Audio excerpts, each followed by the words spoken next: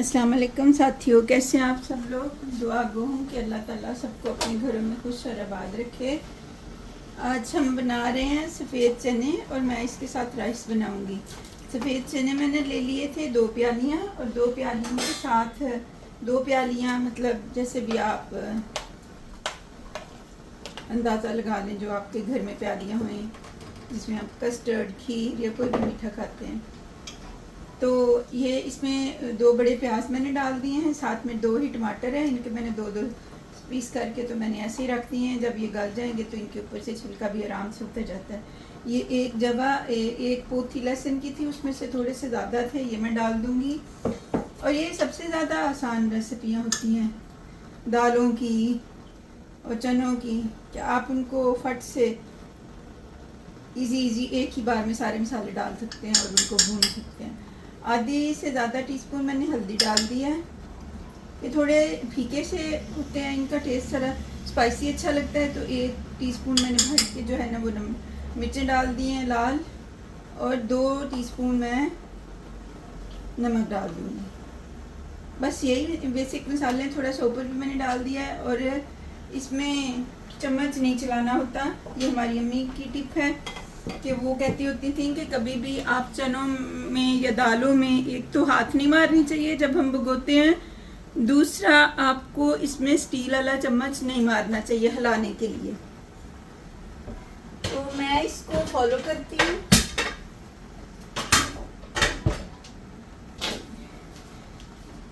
मैं ऐसे ही इसको फॉलो करती हूँ। तो वैसे तो पिछली बार मैंने काले चने बनाए थे, वो भी मैंने यहाँ से लिए थे, वो तो बड़े ही बुरे बने थे।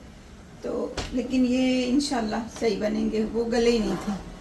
सारा दिन मैंने उनको रख के तो फिर बस चने करके हमने खा लिए थे। तो अब हम इसका प्रेशर कुकर बंद कर देंगे 8 to 10 मिनट के लिए। रात के चने भिगो दिए थे। थोड़ा सा मैंने मीठा सोडा वैसे मैं नहीं डालती हूँ, लेकिन इस दफ़ा डाला था। लास्ट के जो काले चनों वाला एक्सपीरियंस था उसी की वजह से। तो अब हम इनके गलने का 10 मिनट तक वेट करेंगे। ये प्रेशर कुकर मेरा नया प्रेशर कुकर है। ये मेरी एक दोस्त हैं जो पाकिस्तान से आई हैं, उन्होंने मुझे दिया है। मैं उनका बड़ा शुक्रिया अदा करती हूँ, थैंक यू। फिर मैं आपको बाद में जब ये गलते हैं तो फिर हम बात करते हैं। Thank you. हाँ, ये मैंने प्रेशर कुकर खोल लिया है और चने जो है वो बहुत अच्छे से गल चुके हैं। जब आपको ये क्रैक वाले हो जाते हैं ना, जैसे आपको ये देखिए ये क्रैक नज़र आ रहे हैं, तो आपके चने बहुत अच्छे गल गए होते हैं। इसमें मैंने 3 डोइयाँ वैसे मैं नॉर्मल डालती हूँ और इसमें मैंने 4 डाली हैं, क्योंकि इसको ज़रा ज़्यादा ऑयल चाहिए होता है। घी जो चने होते हैं सफ़ेद वाले, और कुछ दालें भी ऐसी होती हैं चनों की दाल, तो उसमें ज़रा थोड़ा ज़्यादा घी होए तो आपको थोड़ी तरी नज़र आती है, वरना नहीं आती है। तो हम तो घर के लिए बना रहे होते हैं, तो ना भी आए ऊपर तो कोई ऐसी बात नहीं होती है, लेकिन फिर भी अच्छा लगता है थोड़ी सी ऊपर रेडिश सा कोई। अब हम इसको अच्छे से भून लेंगे। इसके साथ ही मैंने ये मेरे पास अदरक था और मैंने इसको इसके साथ ही 1 चम्मच काली मिर्चें डाल के तो मैंने इसको कूट लिया था मोटा मोटा सा। ऐसे जो काली मिर्च होती हैं वो क्रश, बहुत पाउडर नहीं बनता, और क्रश सी होती हैं, और साथ में अदरक भी आपका कूटा जाता है। तो मैंने दोनों को हमेशा से मैं साथ ही कूट लेती हूँ। तो काली मिर्चें इसलिए डालती हूँ कि ये थोड़े बादी होते हैं, तो इनको अगर काली मिर्चें डालें तो फिर आपको ज़्यादा जो पेट के इश्यूज़ होते हैं वो नहीं होते हैं। अब हम इसके थोड़ा सा पानी ड्राई होने का वेट करेंगे और फिर हम इसको अच्छे से भून लेंगे। साथ में मैं आज बताती हूँ कि मैं क्यों वीडियोस बनाती हूँ और मैं आपको अपना इंट्रोडक्शन करवाती हूँ। वैसे तो सब लोग पहले करवाते हैं, लेकिन मुझे कुछ ऐसे समझ नहीं आया था कि मैं पहले करूँ। बस ऐसे ही एक दिन मेरे बच्चों ने और हमारी एक दोस्त है, तो उन्होंने मुझे कहा कि आप ये काम कर लें। तो मैंने इंट्रोडक्शन देने से पहले ही आपको अपने साथ कुकिंग के साथ जोड़ लिया। मैं न्यूयॉर्क में रहती हूँ और कुछ साल पहले हम न्यूयॉर्क पाकिस्तान से शिफ्ट हुए थे। उससे पहले मेरे हस्बैंड जो थे और हम इंग्लैंड में होते थे। फिर कुछ टाइम हमने पाकिस्तान में गुजारा और फिर हमने सोचा कि बच्चों की स्टडी के लिए या मतलब कुछ मेरे मियाँ साहब बिज़नेस करना चाहते थे, तो यहाँ पे एटमॉस्फेयर हम कुछ साल पहले विज़िट पे भी हॉलीडेज़ के लिए भी आए थे, तो हमें अच्छा लगा, तो हमने यही सोचा कि हमें यहाँ पे अपने लिए कोई बिज़नेस करना चाहिए और साथ में बच्चों की अच्छी स्टडी के लिए हमने यहाँ पे सेट होने का सोचा था। लेकिन जैसे ही हम यहाँ पे शिफ्ट हुए तो अभी हम सोच ही रहे थे और अभी हम कुछ प्लान ही कर रहे थे और कुछ मेरे मियाँ साहब मार्केट का विज़िट कर रहे थे, तो साथ ही मेरी तबीयत ख़राब हो गई। जब हम डॉक्टर के पास गए तो मुझे कैंसर डायग्नोस हो गया और हमारे लिए ये बहुत ही सीवियर और बहुत परेशानी वाला एक मामला था। हमें कुछ समझ नहीं आ रही थी कि हम कैसे सरवाइव करेंगे। तब मेरा छोटा बेटा जो था वो 3 ईयर का था और सबसे बड़ा जो था वो 6th ग्रेड में था। तो और फैमिली में कोई हमारे साथ नहीं था, हम अकेले ही थे। तो ये एक जैसे कहते हैं ना कि सच में पहाड़ सर पे आ गिरना, तब ऐसा वाला मामला हमारे साथ हुआ था। लेकिन अल्लाह ताला हर मुश्किल के साथ आसानी है, ये अल्लाह ताला का वादा है कि और फिर हर मुश्किल के बाद आसानी है, ये भी अल्लाह ताला कहते हैं। तो हम इसी पे यकीन रख के तो हमने अपना ट्रीटमेंट शुरू करवा दिया यहाँ। कुछ लोग हमें मशवरा दे रहे थे कि आपको अभी के लिए पाकिस्तान लौट जाना चाहिए और फिर कुछ डिसअपॉइंटमेंट भी होती थी कुछ लोगों की इश्यूज़ और उनकी बातें सुन के। तो लेकिन कुछ अच्छे दोस्त और कुछ नाइस लोग थे जिन्होंने हमें इनकरेज किया कि यहाँ पे बेस्ट इलाज है, तो आपको यहीं पे रहना चाहिए और सारे वक्त आते और गुजर जाते हैं। तो हमने भी यहीं पे प्लान किया कि हम यहीं पे ही कोशिश करेंगे। तो मेरा ट्रीटमेंट बहुत जल्दी शुरू हो गया क्योंकि जो मेरी अर्लियर एक डॉक्टर थी, अल्लाह ताला हर जब आपको कोई मुश्किल देते हैं तो मेरा ये उस बात के बाद यकीन और भी बढ़ गया था कि हालांकि वो मेरी डॉक्टर नहीं थी, बस जस्ट मैं ऐसे ही एडमिट, हमारे पास ही हॉस्पिटल है तो मैं वहाँ पे एडमिट थी, तो वो मेरे पास आई और उन्होंने जस्ट मुझे ऐसे एक सरसरी सा विज़िट किया था। फिर उसके बाद जब हम घर आ गए और मेरी रिपोर्ट जो थी वो पॉजिटिव आ गई, तो उन्होंने हमें कॉल की थी स्पेशली कि आप मुझसे मिलें। जब हम उनसे मिले तो उन्होंने हमें अपने डॉक्टर का बताया जहाँ पर वो पहले कैंसर सेंटर में काम करती थी। तो उन्होंने हमें गाइड भी किया और साथ ही मेरी फट से अपॉइंटमेंट बना दी। वो डॉक्टर भी बहुत अच्छे हैं, अल्लाह ताला उनको जज़ा दे और अल्लाह ताला उनकी ज़िंदगी को ज़रा मतलब उनको लंबी उम्र दे और वो अपनी ज़िंदगी में आसानियाँ सहें और मुश्किलें उन पे कभी ना आएँ। वो भी उन्होंने भी मुझे ऐसे जैसे आपका कोई स्पेशल रिलेटिव जो होता है या आपका कोई बहुत क्लोज़ होता है, उन्होंने मुझे इस तरह से ट्रीट किया। तो मेरा कुछ जैसे ही मुझे डायग्नोस हुआ था उसके 2 वीक में मेरी सर्जरी हो गई थी। तो सर्जरी के बाद फिर मैं बहुत टाइम तक बहुत सीवियर रही और कीमो और रेडिएशन फिर उसके बाद शुरू हो गई और फिर जो अब है, अब तो मैं ठीक हूँ, कैंसर सर्वाइवर हूँ, मैं अल्लाह का शुक्र अदा करती हूँ। लेकिन उसके साथ साथ जब आपकी कीमो और रेडिएशन हो जाती है तो आप एक बिल्कुल नकारा इंसान हो जाते हैं।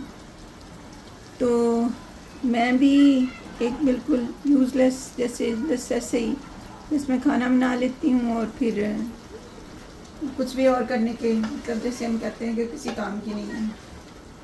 तो लेकिन अल्हम्दुलिल्लाह अल्लाह ताला बच्चों को हिदायत दे और अल्लाह ताला इनको जिस मकसद के वास्ते हम यहाँ बैठे हुए हैं अल्लाह ताला उनको उसमें कामयाब करे। तो मैं फिर उसके साथ फिर बॉडी में और बहुत सारे इश्यूज़ हो गए थे। मेरे ब्लड में क्लॉट बनते हैं जिसकी वजह से मुझे एवरी 6 मंथ के बाद एक अम्ब्रेला मेरे हार्ट के पास डलती है। उसके साथ साथ और बहुत सारे यूरोलॉजिस्ट के साथ के इश्यूज़ बन गए और बस अल्हम्दुलिल्लाह मैं उसका शुक्र अदा करती हूँ कि अल्लाह ताला ने मुझे ज़िंदगी दी है। मैं अपने बच्चों को, कभी ऐसा वक्त था जब मैं अपने आप को देखती थी और सोचती थी कि मैं भी दूसरे लोगों की तरह कब कैसे जी सकती हूँ। मेरा दिल करता था कि मैं जीऊँ, अपने बच्चों को देखूँ और आज शुक्र अल्हम्दुलिल्लाह मैं अपने बच्चों के साथ हूँ। उनको अच्छे बुरे, उनकी कामयाबियाँ, उनकी परेशानियों में मैं उनके साथ होती हूँ, उनकी खुशियों में उनको शेयर करती हूँ। तो ये मेरी स्टोरी थी। फिर मैं कोई जॉब करना, अब बच्चे बड़े हो गए हैं और बड़ी क्लासों में चले गए हुए हैं तो उनके पास बहुत कम टाइम होता है जो वो घर में स्पेंड करते हैं। तो मैं सारा दिन बोर होती थी तो कभी ऐसे दिल करता था कहीं जॉब करूं, कभी ऐसे दिल करता था मैं कुछ करूं। तो फिर मुझे हमारी एक दोस्त हैं, तो उन्होंने मुझे कहा कि ये सबसे बेस्ट आइडिया है कि आप लोगों से अपनी रेसिपीज़ शेयर करें। तो इस तरह से मैंने यूट्यूब चैनल बनाया था। और आप सब लोगों का जिन्होंने मुझे सपोर्ट किया है अभी तक, और 70 सब्सक्राइबर हो गए। वैसे मेरे बहुत ज़्यादा दोस्त नहीं हैं यहाँ पे, लेकिन फिर भी कई हैं जिन्होंने मुझे सपोर्ट किया है। आप सब लोगों का बहुत शुक्रिया। तो अब मेरी जो चने हैं वो थोड़े से पानी में ड्राई हो रहा है। ऐसे ही हम आहिस्ता आहिस्ता इसको भून लेंगे और फिर हम इसमें पानी डाल देंगे। फिर मैं आपको वो वाला प्रोसेस दिखाती हूँ। हाँ, ये अब तकरीबन मेरे चने जो है ना वो भुने जा चुके हैं। इसमें मैंने ये कुछ लाल और फ्रेश अलियाँ और ग्रीन मैंने मिर्चें काट के रख ली थी। अब मैं ये इसमें डाल दूँगी और हम इसके साथ ही थोड़ा सा पानी भी डाल देंगे। बहुत पतला शोरबा हम इसका नहीं करेंगे, तो थोड़ा मतलब रनी रनी से बनाएंगे। एक होता है पतला लंबा शोरबा और एक होता है थोड़ा सा गाढ़ा सा। चावलों के लिए हमें ऐसा ही अच्छा लगता है। जब मेरी शादी के बाद जब कुछ टाइम जब हम पाकिस्तान में रहे थे, तो ये मेरी आपा की वैसे रेसिपी है ओरिजिनली। तो वो जब मैं उनके पास अपनी मम्मी की तरफ जाया करती थी, तो हमारी घर में जो सारे लोग हैं वो पास पास रहते हैं। तो मैं एक ही दिन के लिए अपनी मम्मी की तरफ जाती थी और मैंने उन्हीं एक दिन में सारों से मिलना होता था। तो मैं फिर सबसे थोड़ा थोड़ा टाइम मिल के तो खाना जो था वो मैं अपनी आपा के साथ उनके घर खाती थी। तो उनके बच्चे भी जाहिर बड़े थे और वो मेरा उनके साथ ज़रा टाइम ज़्यादा गुजरा हुआ था। तो फिर मैं दोपहर का खाना उनके साथ खाती थी। तो मैं फिर उनको कुछ उनकी स्पेशल चीज़ें होती थी जो मुझे बड़ी पसंद थी, जैसे कभी, और जो आपकी स्पेशल चीज़ें होती हैं वो आपको उन्हीं के साथ खाना अच्छा लगता है। तो मैं कभी होता था चने चावल, कभी होता था चनों की दाल और माश की मिक्स दाल जो होती थी वो, उसके साथ चावल।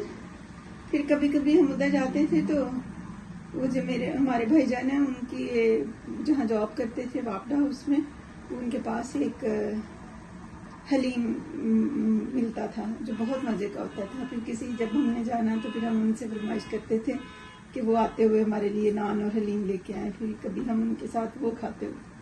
तो इस तरह कुछ पुरानी यादें भी होती हैं आपकी इन चीज़ों के साथ।